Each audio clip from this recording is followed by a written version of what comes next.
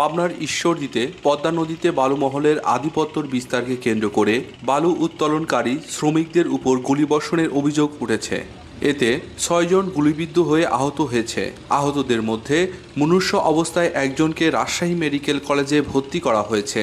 স্থানীয়রা জানান, ঈশ্বরদী পদ্মা নদীর সারাঘাট এলাকায় বালুমহলের আধিপত্যর বিস্তারকে কেন্দ্র করে ঈশ্বরদী উপজেলা যুবদলের আহ্বায়ক টনি বিশ্বাস ও নাটোরের লালপুর এলাকার বালু ব্যবসায়ী কাকুনের মধ্যে বিরোধ চলে আসছিল।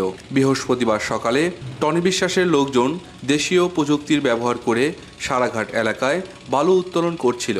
এ সময় কয়েকটি নৌকা বোঝাই দুর্বৃত্তরা এসে বালু উত্তোলনকারীদের লক্ষ্য করে গুলিবর্ষণ করে। এতে কয়েকজন আহত হয়। আহতদের মধ্যে 6 জন ঈশ্বরদী উপজেলা স্বাস্থ্য কমপ্লেক্সে ভর্তি করা হয়। এদের মধ্যে একজনের অবস্থা অবনতি হলে রাজশাহী মেডিকেল কলেজে হস্তান্তর করা হয়। বালু উত্তোলনকারী টনি বিশ্বাসের দাবি, তিনি সরকারি অনুমোদন নিয়ে বালু উত্তোলন করছিল।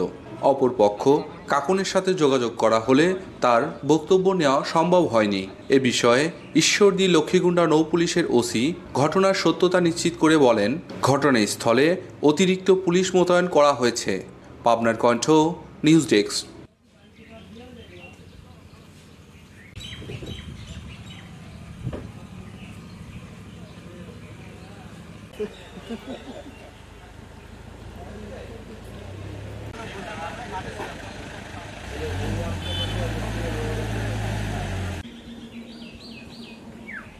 Is it?